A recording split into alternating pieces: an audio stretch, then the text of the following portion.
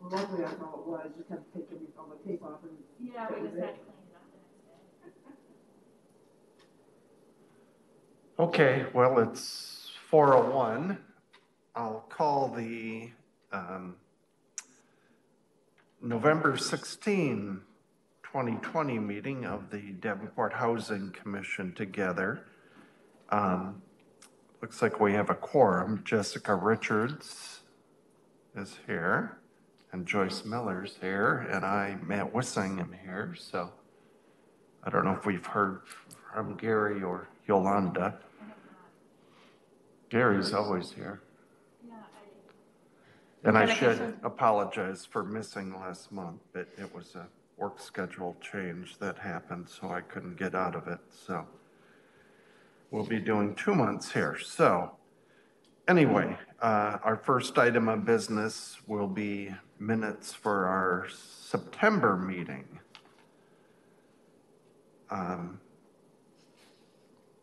don't know if people have any questions or additions or corrections, please bring them up if they do.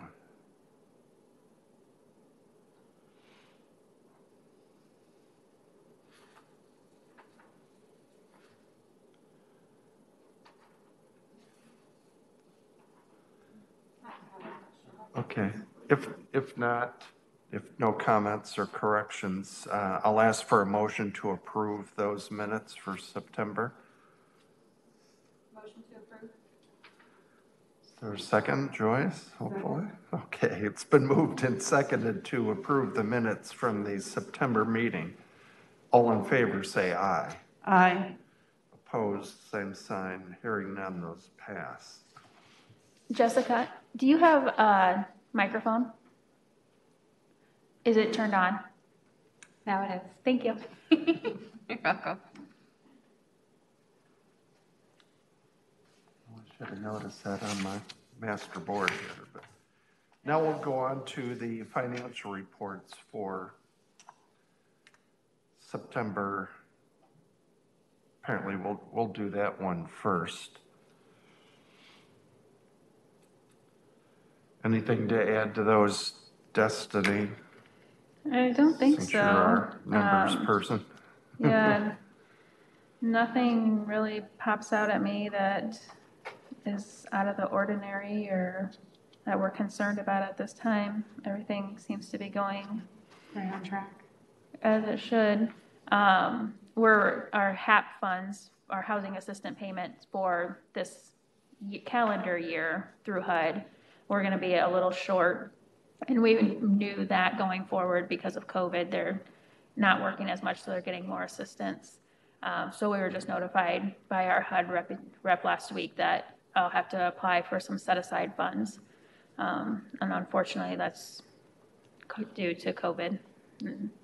I could see that going forward. And we've actually been losing a lot of tenants on our Section 8 program. They've been passing away. I don't know why. I don't know if it's COVID related or not, but I almost thought that we were gonna come out of the year kind of pretty even, like without going over, just because we've lost so many people. But we've also had a lot of ports coming in from other jurisdictions too. So we may have to look at billing if this pandemic continues and things shut down again, because we're still getting a lot of ports. So we're adding people to our program that way. That's the only concern that I have really financially right now.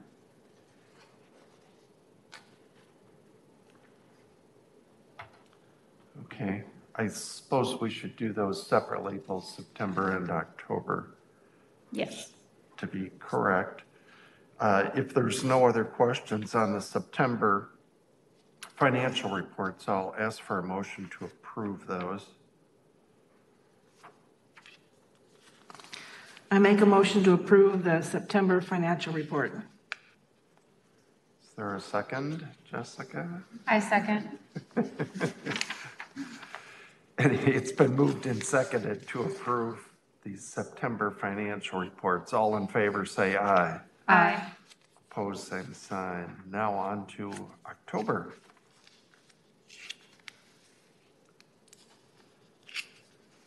Is that same trend holding true, Destiny, with Section 8 that you would reference? Yeah, I mean, that section 8 that I referenced is for the calendar year from January to December. Okay. That's how we get our funding through HUD. Sure. So those are the numbers they look at. They don't look at our fiscal year. So yeah, that's the concern that they have for us right now.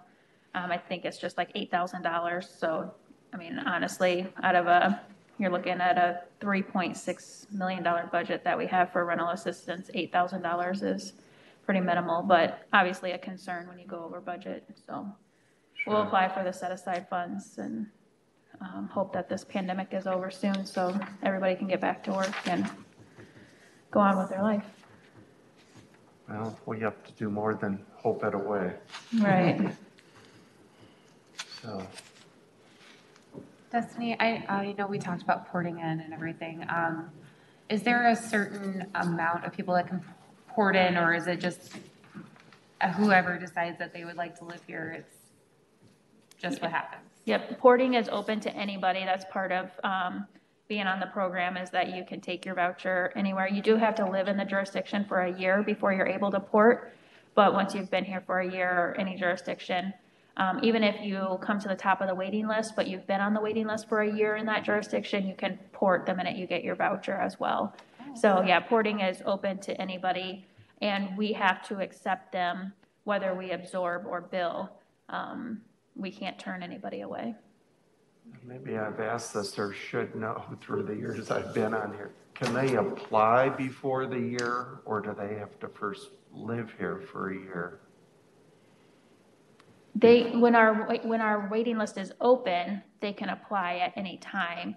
And same with our other areas as well. You can apply, you can live anywhere and apply. You could live here in Davenport and apply for a voucher in Texas if you wanted to. You don't have to live in that area. It's just that when you do get your voucher, then you do have to live in that jurisdiction for a year before you can port somewhere else. Okay. Do you happen to know, is there an area or areas that are more popular that people come from? We get a lot from Chicago. Actually, I think we just kind of looked up this information recently. I want to say it was Chicago, Iowa City. We get a few from Eastern Iowa is a big one just because they're local. You know, they handle all of our outlying areas. We actually get some from Minnesota, which I don't know what is in Minnesota, but we get a lot of ports from Minnesota. So yeah, I mean, it varies. You know, we get them from all over. If they have family they want to move here for, or school, or, you know, college. So yeah, and Chicago, I'd say Chicago, Eastern Iowa, probably our biggest ones that we get ports from. Okay, never thought to ask it, but as long as we're on the topic. Yeah, no problem.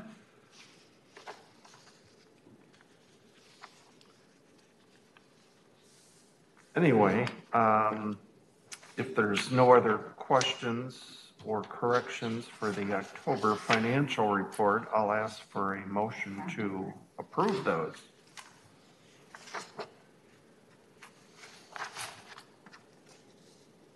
I move to approve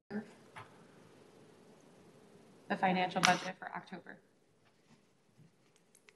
Or second? Second. Great, it's been moved and seconded to approve the financial reports for October. All in favor say aye. Aye. Aye. Opposed, same sign. Hearing none. We'll move on and welcome Yolanda to the meeting. Thank you, sorry. Didn't mean to interrupt, but you're always welcome. And a valued member, so as is everyone. But okay, occupancy report for the month of September. We have 2 vacancies for public housing. Lindsay, I just talked to her today about this. She's having issues getting people to respond to her letters. She actually sent out 10 letters for our 3-bedroom and has not had one person respond to her. So she's going to send out more letters. And didn't that used to be one of the most popular? 3 bedrooms, yeah, usually it's our 2 bedrooms that we have problems with, but 3 bedrooms, usually we get people to respond right away, and I don't know what the reasoning is, you know, I don't know. Yeah, I mean, but we give them, you know, we give them plenty of time to respond, and then they even can appeal if they receive it late, so we haven't even had any situations like that where they've come to us and said, oh, you know, I got it late. We still consider it. We haven't had anybody respond at all. So she's getting ready to send out more letters. To the same people? No, we send out letters twice to the same people. We send out one that you come to the top of the waiting list, and then we send another one saying, okay, you've been dropped because you didn't respond. But in that drop letter says you can appeal. You have 10 days to appeal. And so we do send 2 letters to them, and if they don't respond, then we drop them. And then Heritage, we've got 3 vacancies right now. We had one that had pest control issues that has been hung up. The 812 has been hung up for that reason, because we can't even start the rehab until the pest control issue is cleared up. I believe that's getting close. And then we've got the 2 other ones. So, and then our Section 8, you can see our numbers dropped 6 vouchers this month. Still 102% of the funds being used for the month, because we should be spending 308 and we're at 315. So we're still a little bit over there. And that's been an ongoing battle with COVID. But our voucher numbers are dropping, unfortunately. It's not for good reasons.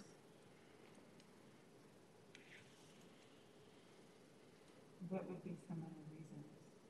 I think maybe I mentioned this before you came in. We've had a lot of deaths, and I don't know if they're related to COVID or not. I mean, we don't get that information, but we've had a lot of deaths, probably over the last 6 months for sure, I would say. It seems like there for a while we were kind of like, gosh, it's always so-and-so's clients, or it's only your clients. And then last week, I think we had 3, and it was just like, what is going on? I mean, you know, you can assume maybe COVID, but I don't know for sure. But yeah, we've had a lot of deaths, and that's with our Section 8 program. You know, we sometimes see that more with like our Heritage, where it's more elderly.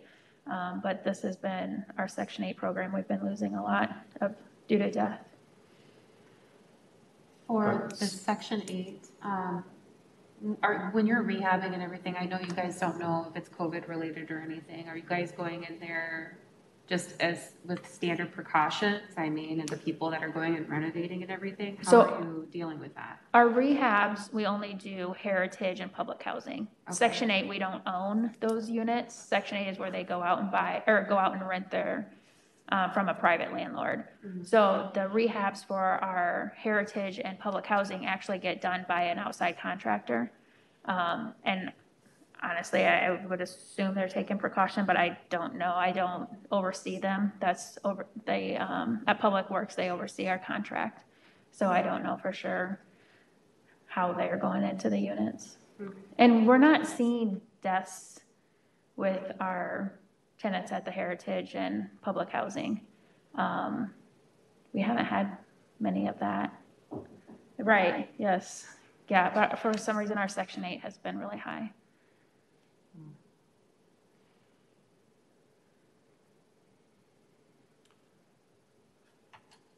Okay, well, if there's no other questions, I'll ask for approval of the occupancy report for the month of September. If someone would move that.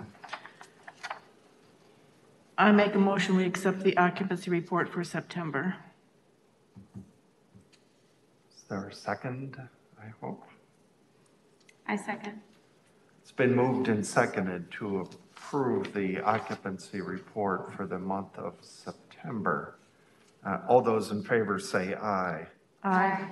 Opposed, same sign. Hearing none, those pass. And then on to October. It looks like pretty similar to September. Yeah, we still have the 2 vacancies for public housing. Heritage went down to 2 instead of 3 vacancies, so we have 1 rehab and was filled. And then again, you can see our voucher number and our HAP dropping from the previous month. So now we're down to 681 and spending 311,000 versus 315. So numbers are dropping.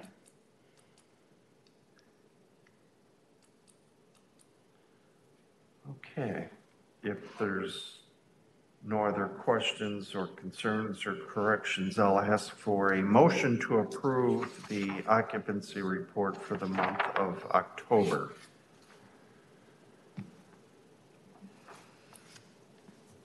I make a motion to approve the occupancy report for October. Is there a second? A second. Been moved and seconded to approve the occupancy report for the month of October. All those in favor say aye. Aye. Opposed, same sign, those pass. Now we're on to discussion, and I guess I'll ask a question first. I saw something on the news last week, I think recently, about Mayor Mattson talking about the homeless veterans situation being solved. I'm not sure that was the correct term.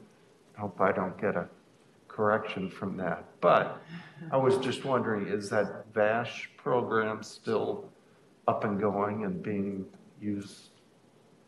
You folks are still doing that? Yeah, honestly, we weren't part of the discussion that Mattson had. We weren't aware of it until we saw it in the newspaper Well, ourselves. I didn't see any quotes. Yeah, we weren't a part of that at all. So I don't know if he had somebody there from the VA to discuss the VASH program. But we were kind of surprised when we saw the article in the newspaper that it wasn't mentioned to our office. But as far as the VASH program, we do still have it. Every year HUD comes to us and we can apply for more vouchers. And there hasn't been a need to apply for more vouchers.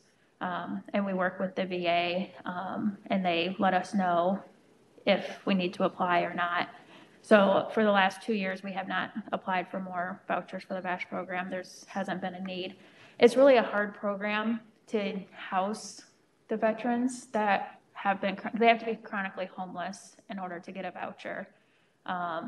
So it's hard to house those people because they don't always want the housing, or they get the housing, but they don't want to follow the rules of the program to stay.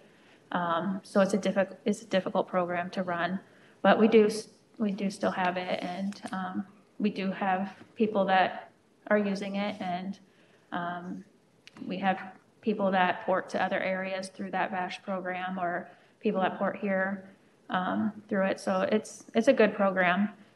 It'd be nice if we could get more people on it, but unfortunately they tell us they don't have a need for more vouchers. Jessica, are you familiar with that? Yeah, we've talked about it a few times. I remember Okay, discussion I couldn't about it. remember.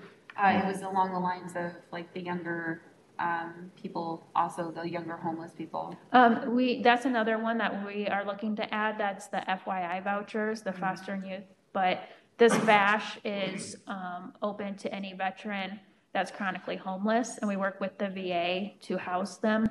And they have to go through a program with them and get continuous counseling and stuff. I don't know exactly what all they have to do on the end with the VA, so they have to continuously work through them.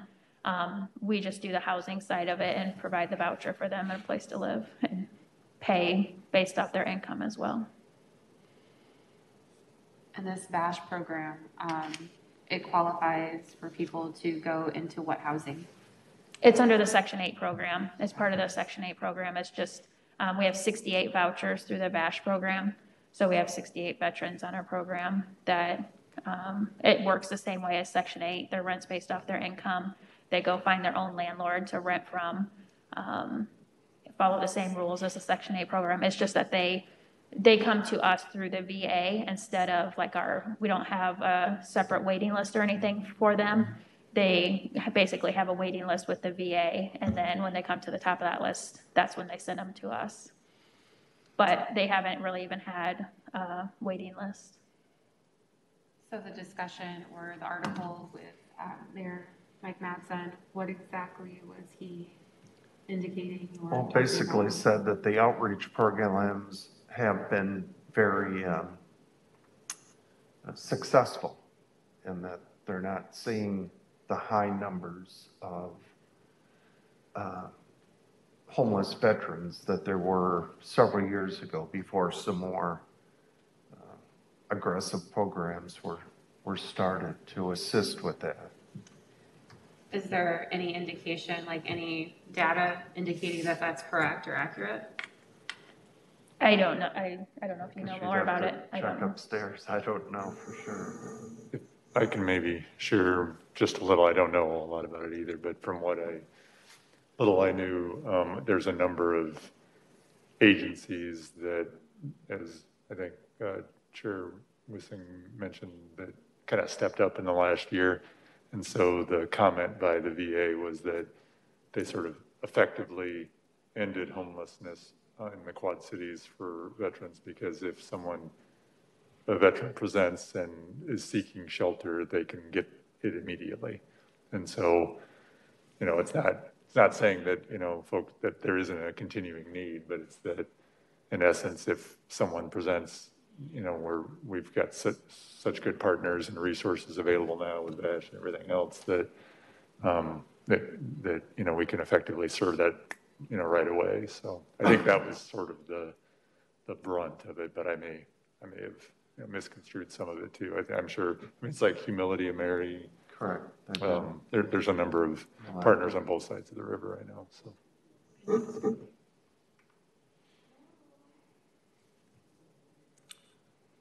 Okay, well, since Bruce is here, did you have some updates for us on the sale of the Heritage? I'm kind of assuming why you came down the elevator or the stairs. He wanted our company. Yeah, I don't really have much. And he's on time today. So. I don't really have a lot of probably updates that you haven't already heard about. But yeah, just to reiterate, the City Council did accept the offer from Foundation Housing for the Heritage only. And since then, the Foundation folks came for a little tour, took some photos, and we talked with them a little bit. So I still don't have a ton of detail, but again, we're thinking later next spring, is the best info we have right now on when that transfer could happen. It's still subject to HUD approval and those sorts of things. So that's, I guess, an update from probably when I was last with you. And then the scattered site, let's see, what's probably changed? Not a lot. We solicited, I think when I last talked with you all, we had talked about the tenants and social service agency, housing agencies that work with, and I should say, agencies that work with housing in the Quad Cities. We solicited input and letters of interest from, not so much offers, but just interest to see if they would like to acquire one or more of the units of the scattered site. And the period for both of those groups has now elapsed, and we have interest in all of the 42 properties. I think there's one or two tenants that have at least indicated an interest. I'm not sure that they're yet at the point where they know whether they'll be able to negotiate a sale and whether or not they can actually get it financed. And then flipping over to the nonprofit set of buyers, we received one LOI from 3 nonprofits, and that are all local nonprofits, and representing that they would acquire all of the units. So say one nonprofit would acquire a subset, and another nonprofit would acquire a subset, and the third nonprofit would acquire the balance. So, I guess if I had one big update for you all as a commission, I think right now the timetable would be, that was the last piece we needed to be able to put together a plan. They call it a Section 18 disposition plan that needs to go through for your review, our city council. We need some attachments to get put in there, and then and the tenants, and there's a comment period. So there's a number of steps coming in the next month or two. So likely at your December meeting, we'll have a preview of that. I'm not sure, can't remember, Destiny, what we talked about. I think you may not need to or be asked to approve it until January is my understanding. So, but you'd have a preview, I think, next month on what that document looks like, and we can get it out to you ahead of time. We'll try that. And then in January, I think at your meeting, you'd be on schedule to review that plan. Then the city council would review it, and then we'd submit it. So it will basically say there's a proposal to convey all 42 of the scattered site units essentially to the nonprofit consortium, local nonprofits, and how they would use the properties, with the only caveat that one or two of the units may be sold to an individual tenant who is able to negotiate and get to a purchase. So, and then I guess if you want to follow that through further, it's roughly a 90-day window. So again, later next spring, we may know if HUD would approve that. You know, if I'm just gonna, the timetable would be, as things move along, that as soon as next spring would be the earliest that we would know if HUD gave us the green light on our proposed plan, and then we would finalize negotiations. And so there's a lot of time left to go. It wouldn't happen right away, but I think I probably bored you with that before. I think that's basically all I know for now. So let me know if you have any questions. When you mentioned that group that bought the Heritage coming down and taking pictures, didn't they do that before they put in a proposal? As it turns out, no. So the broker came down and took some footage and compiled a lot of data from staff.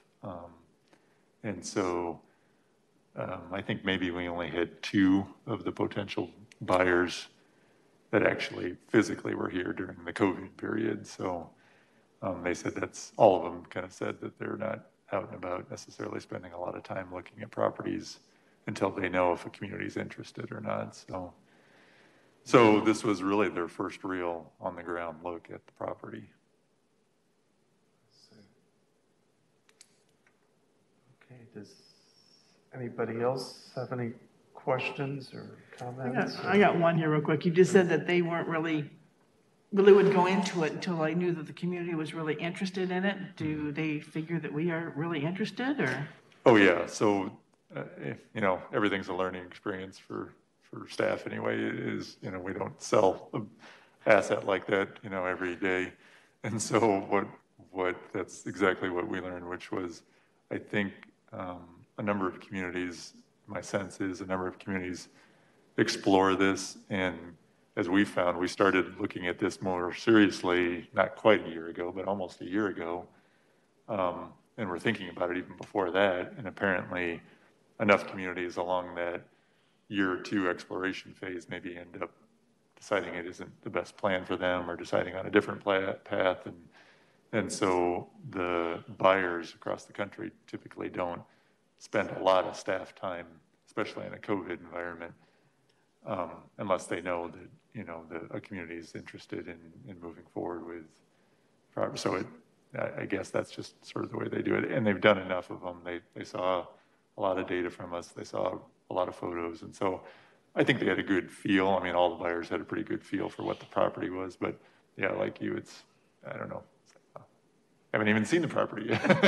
Haven't been there yet, but that's right. I mean, they had, and their broker, I think, was providing them with a lot of good info too. So, but yeah, that's where we're at now. They are, I think, going to be submitting some information to HUD, and they might need some more information from staff here in the next few weeks too. So we'll see, and we'll keep you updated as things go along. So. Is there a timeline? Roughly, from reading through some of the more detailed information on the purchase agreement, it's roughly a 5 to 6 month process to get to close. I wish I could tell you when it's going to start. I mean, I guess it could start as soon as in a week or two. It might, with the holidays and everything else, that 6 month period might not start until January or so. But I would say roughly late spring is the soonest that we would end up transferring the property. And the tenants we need to have another meeting with the tenants, but we've kind of been waiting till we knew a little bit more info. But there isn't as big of a change for the heritage tenants as if there would be if we sold the scattered site. We think anyway, although I will say on a positive side, the scattered site, I keep flipping on you, but the scattered site sale, the nonprofits have all indicated that they want to work with as many of the existing tenants as they can to retain them in place. So That's good. So similar then to the heritage, there may not be as much displacement as all if we were able to jump through all the hoops. But the difference with scattered site is they would end up being Section 8 voucher holders and remaining in place so that they could take their voucher and go elsewhere. Whereas with the heritage, it's remaining a project-based Section 8 property. So they're not, they're literally under the same program as before, whereas the scattered site would flip to that Section 8 program. But anyway, yeah, there's just a lot of details yet to work out, but it is moving forward. So. Are you guys aware of who the 3 nonprofits are? Yes. So I'm just trying to determine too if I'm not sure if I've disclosed it to City Council, so I'm not sure if it's public yet. But yes, we do have 3 local nonprofits, and yeah, I mean there aren't hundreds and hundreds of nonprofits around, so you can probably guess at who might be interested. But yeah, they've got great track records, and so it should be a positive. If everything would work out, there should be a positive, maintenance of those properties. So. I was just going to tell my colleagues on the commission and anybody that might be listening that I spoke to the council as a citizen back a couple months ago and expressed my hopes and wishes that since the city is getting out of the housing business, that they would still focus on that problem of affordable housing in the community.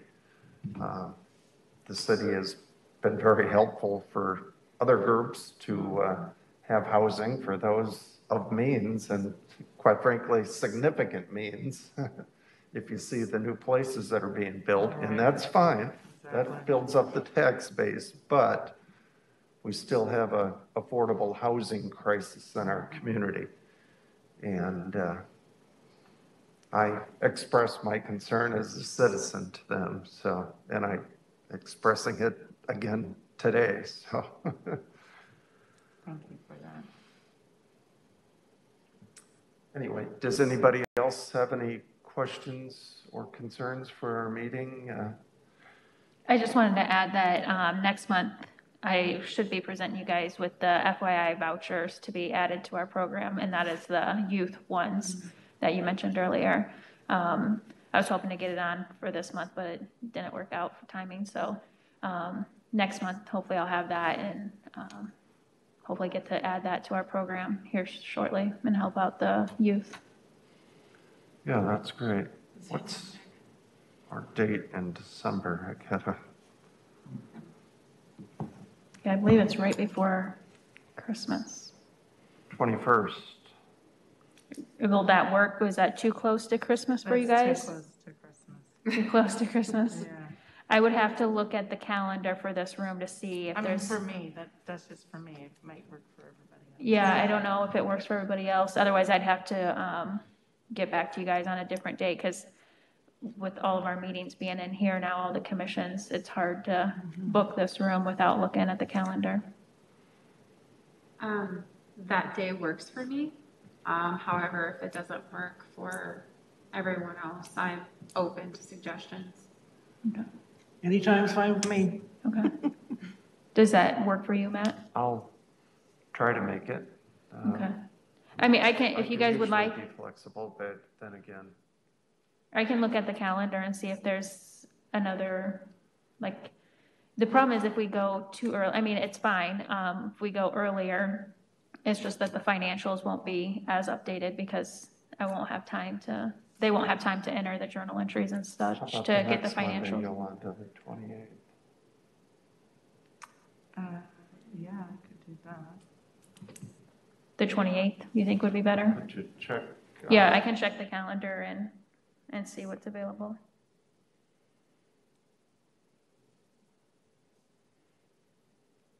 Yeah, I don't want to interrupt you buying my Christmas present.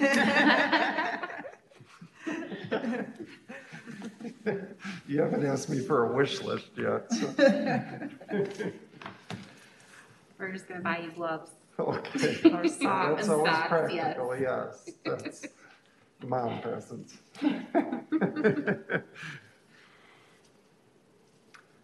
Anyway, hearing nothing else, I'll ask for a motion to adjourn. I'll make a motion to adjourn. I second. Hearing none, we're adjourned. Thank you. So Destiny, I'm sorry, you said you would send us out an email just to let us know. Yeah, I'll look at the calendar when I'm back in the office. Okay.